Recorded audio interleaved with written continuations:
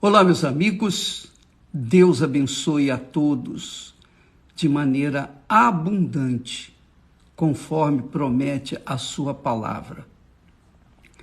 Nós temos falado sobre o exemplo de Jesus diante dos desafios, diante da tentação de Satanás. E nós verificamos, dá licença aqui, deixa eu tirar os indigestos. Vamos tirar esse pessoal que tenta distrair você com seus comentários vulgares. Então, a primeira tentação do diabo foi com respeito à fome, quer dizer, a necessidade física. Jesus estava com fome. Então o diabo sugeriu ele transformar as pedras em pães para resolver o problema dele de fome. Bom, essa foi a primeira tentativa de Satanás, ao que o Senhor Jesus respondeu com a palavra dele. A palavra dele é o abrigo de Deus. E Jesus recorreu ao abrigo de Deus, dizendo: nem só de pão o homem viverá, mas de toda a palavra que sai da boca de Deus. Quer dizer, o homem só tem vida quando ele ouve a palavra que sai da boca de Deus. Quando ele dá ouvidos a essa palavra, ele passa a ter vida, ele passa a ser feliz na terra. E você vê que a infelicidade se dá por conta da rejeição à palavra de Deus. Por isso, o ser humano sofre. Ele sofre porque ele rejeita a palavra de Deus. Ele rejeita seguir a orientação, seguir a disciplina, seguir a justiça, seguir a retidão de acordo com a palavra de Deus. Quando Jesus disse que está escrito, nem só de pão o homem viverá, o diabo não teve outra alternativa e sair. E aí, o que aconteceu? O diabo o transportou à cidade santa. Aí, Mateus capítulo 4 e versículo 5. Então, o diabo o transportou à cidade santa e colocou-o sobre o pináculo do templo. Quer dizer, o diabo mesmo levou o Senhor Jesus até a cidade santa, Jerusalém, e o colocou no pináculo do templo. E Jesus ficou na dele. E então o diabo o tentou de outra forma, dizendo: se tu és o Filho de Deus, lança-te de aqui abaixo, porque está escrito. Aí o diabo apelou para a palavra de Deus. Veja só que o diabo usou agora a palavra de Deus para que Jesus não tivesse com o que responder. Ele disse: lança-te de aqui abaixo, porque está escrito, o diabo que falou, que aos seus anjos dará ordens a teu respeito, e tomar-te-ão nas mãos, para que nunca tropeces com o teu pé em alguma pedra.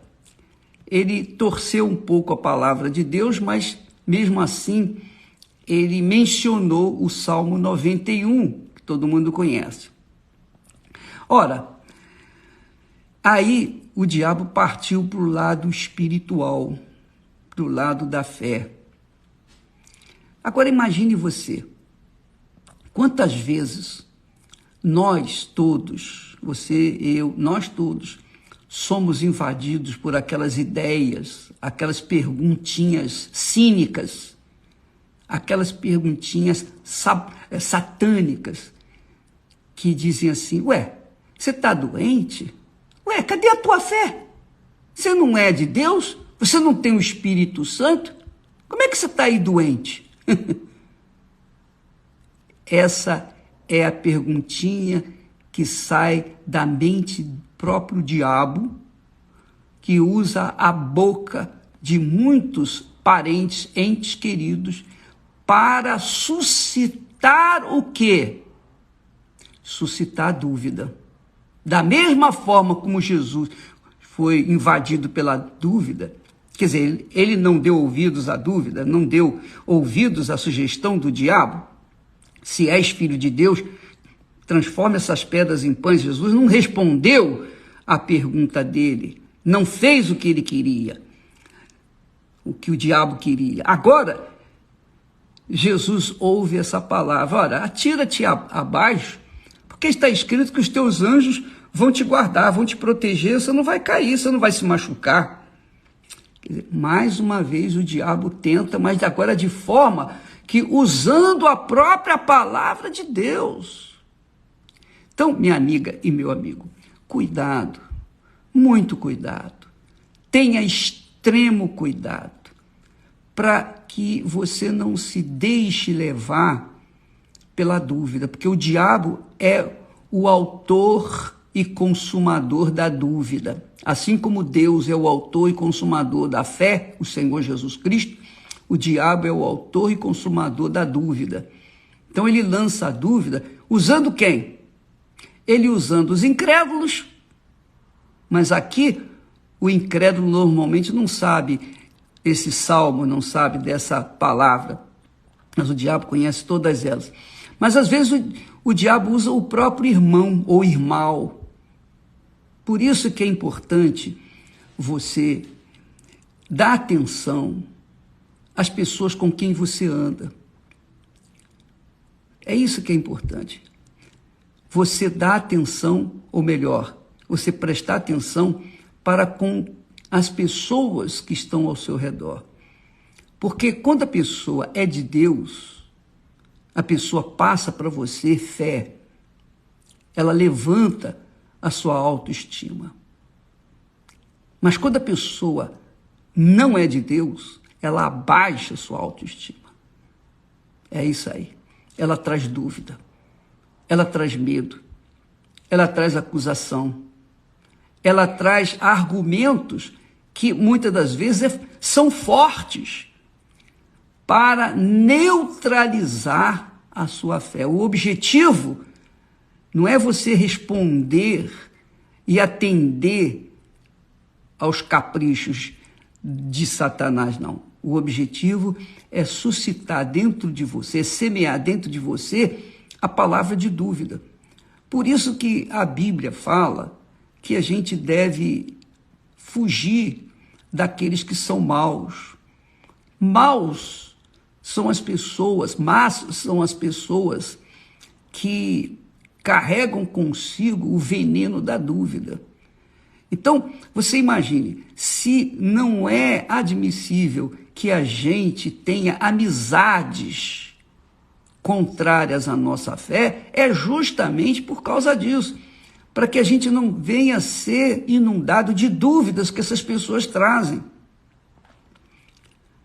Essa é a realidade, essas pessoas trazem dúvidas que às vezes você não sabe responder de acordo com a palavra de Deus, e aí você fica engasgado.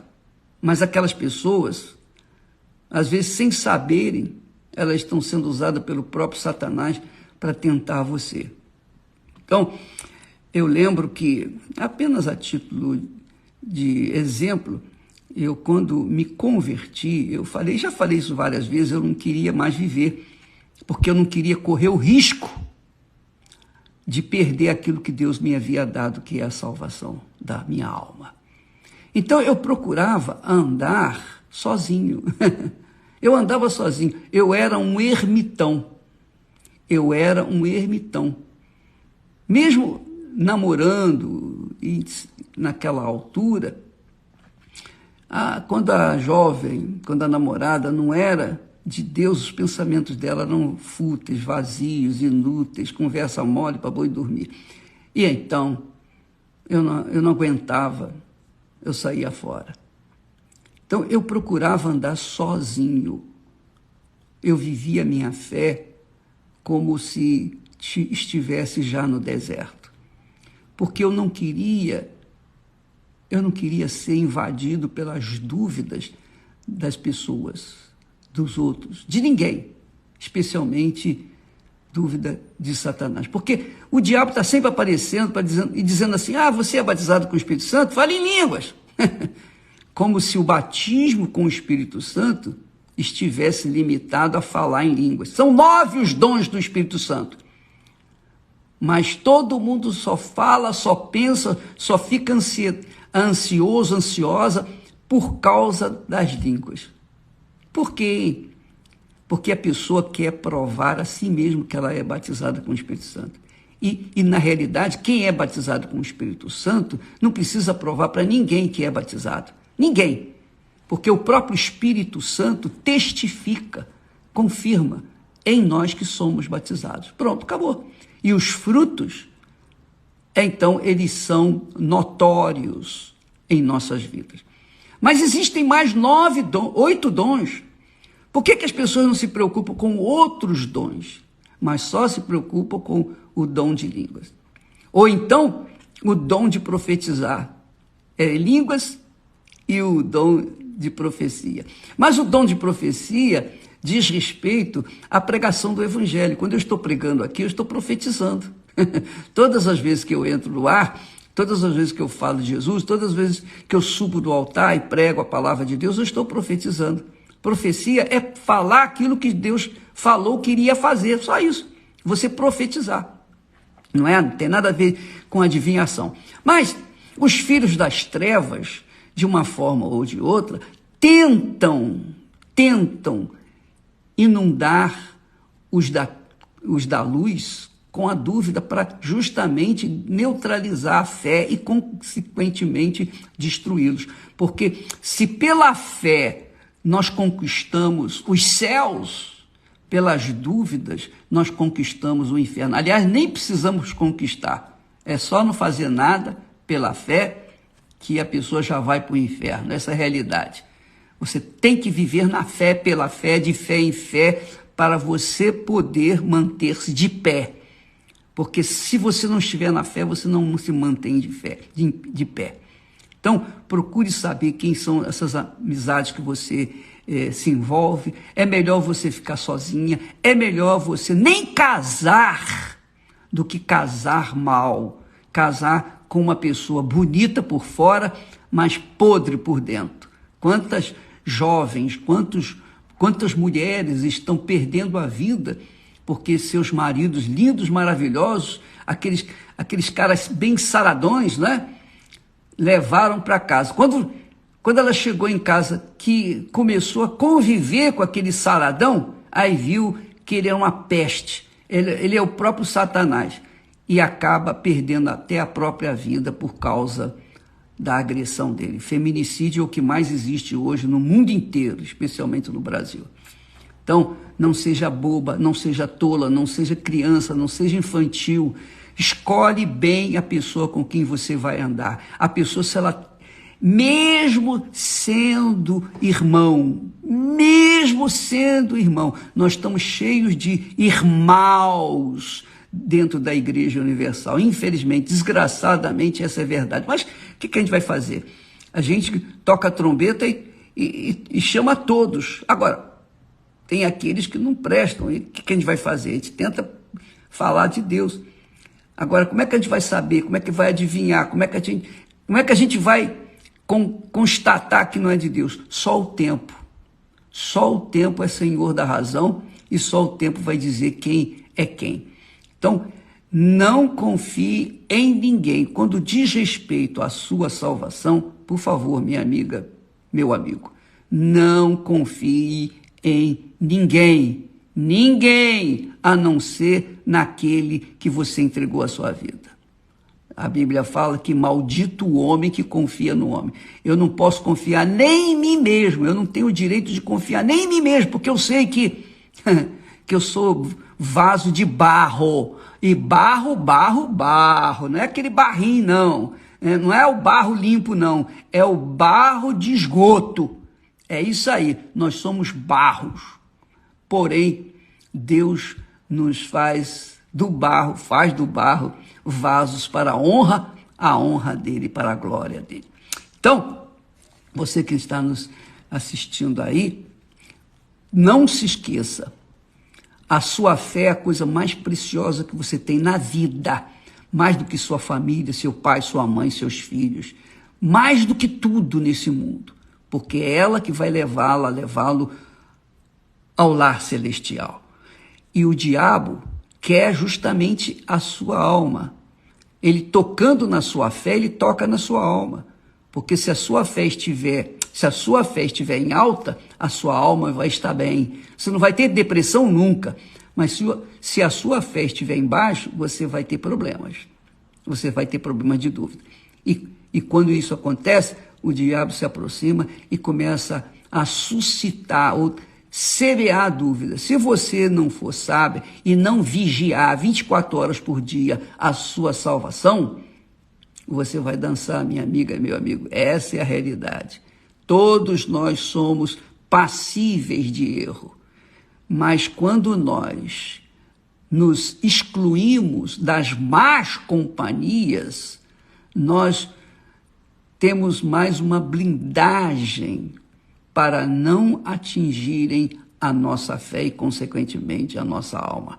Cuide da sua salvação, amiga e amigo, porque o diabo não para. Ele tentou Jesus 3 vezes. A primeira foi com respeito ao pão, à fome, aos desejos físicos. Então, não se deixe levar pela tentação física, mas também pela tentação espiritual, do ponto de vista espiritual. Você não é filho de Deus? Pare com essa. Quantas pessoas, é claro, são tolas, são ignorantes, não têm noção do que falam. Por isso a gente nem considera. Mas dizem assim, você não é de Deus? Por que você não para com a pandemia da coronavírus? Eu sou filho de Deus, eu não sou Deus. Mas você vai falar isso? Vai falar para o incrédulo? Vai falar para o tolo? Vai responder o tolo? A Bíblia diz que quem responde o tolo se faz tolo também. Então deixa os tolos falarem para lá.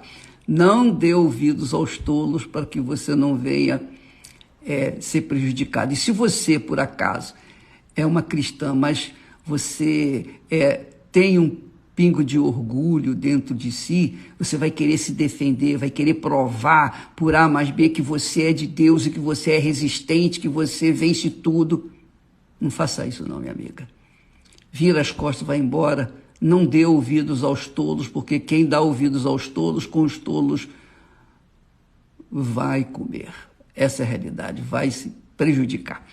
Nós vamos ficando por aqui, amanhã estaremos de volta. E não se esqueça, nós estamos naquele propósito da oração pela família todos os dias. Neste domingo, em qualquer igreja universal do Reino de Deus, aliás, à meia-noite, todo dia, à meia-noite, meio-dia e também à meia-noite, nós temos a oração em favor da família. Se você ama a sua família, ore por ela. Dê a sua vida, a sua fé, lute por ela. Mas, por favor, ouvidos, você só dá a palavra de Deus, a voz de Deus. Deus abençoe, então, e até amanhã, em nome do Senhor Jesus. Graças a Deus.